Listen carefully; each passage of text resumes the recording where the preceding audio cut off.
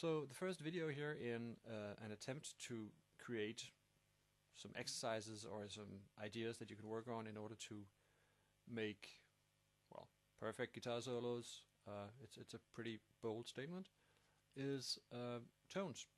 Well, let me give you an example of, let's call it outside playing. This is 7 seconds with the Yusundur and Nene Cherry. The chorus here has 3 chords: C sharp minor, B major, A major, B major. So I'm using only tones from the C sharp minor.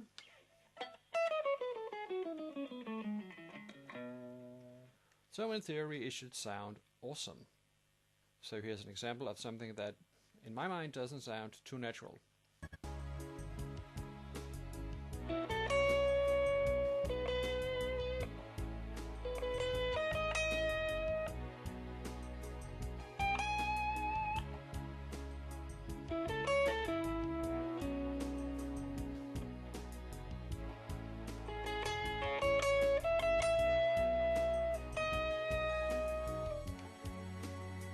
Now here's an example of something that sounds a bit more natural in my ears over the same chords.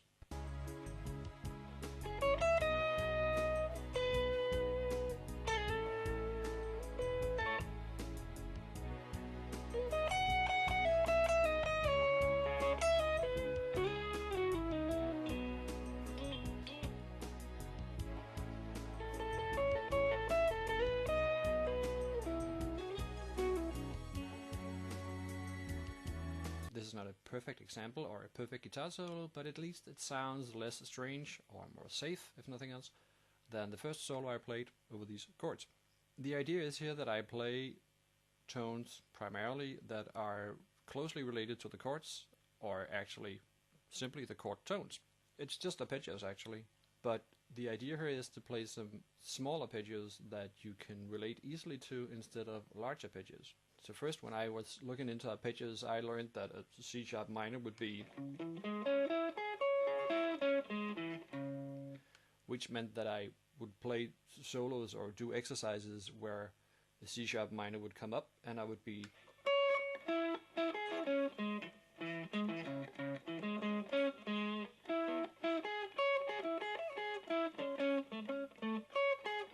or something not too golden actually. So what I did was to take the highest 3 strings only and do arpeggios on these only, and it is a lot easier than these larger ones because the shapes that you'll find on these highest 3 strings would be natural in relation to chords that you already know. If we have as an example the C sharp minor here, then it's just like an E minor moved up. You have a B here, which is just like a D moved down with the root note on your longest finger here. And you'll have an A here as well, which is just like a D moved up, E, F, G, A. There's a little trick on top of these, which is the octave.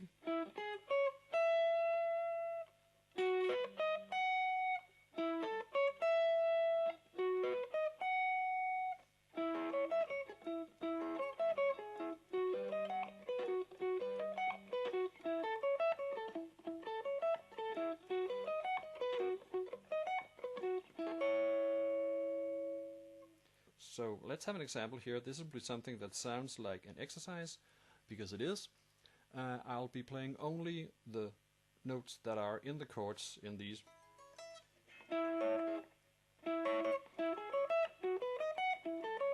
Okay? So something like this.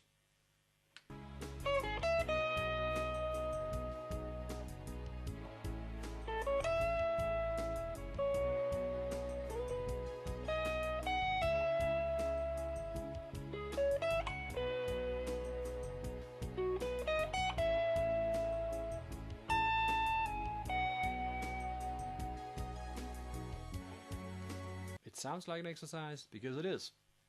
Now here's an example where I try to use this as a frame instead of only playing the chord notes.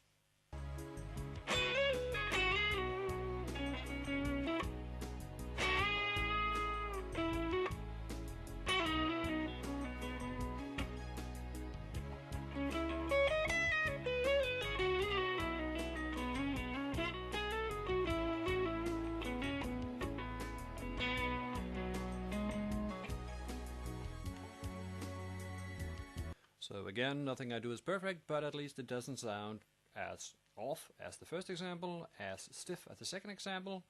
It might sound, if nothing else, then acceptable. So just to be sure that we all know these chords, this is a major chord, A major, root note on the E string. This is a D major chord, root note on the G string, and E major here, root note on the B string. And there are minor versions of these as well.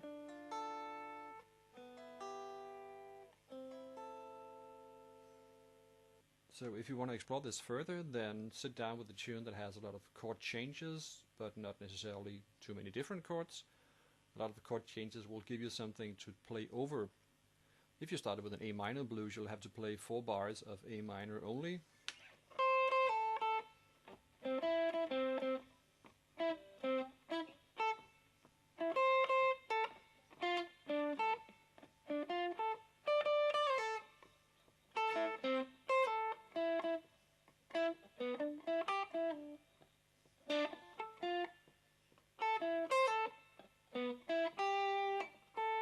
It'll sound a bit stiff. It's easier to play over a lot of chord changes as long as you know the chords in relation to your scale.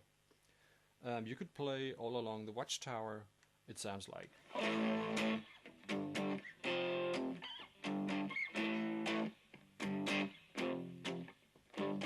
Which would be A minor, G major, F major, G major, or A minor, G major, F major, G major again, and then put them close to a scale that you know. The obvious choice for a beginner or intermediate guitar player would be the A minor pentatonic here, with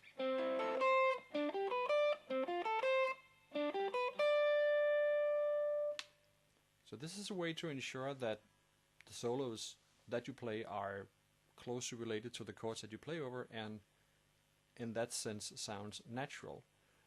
It will possibly feel and sound a little stiff, a little exercise-wise when you do this at first, but I've found that eventually my solos would change from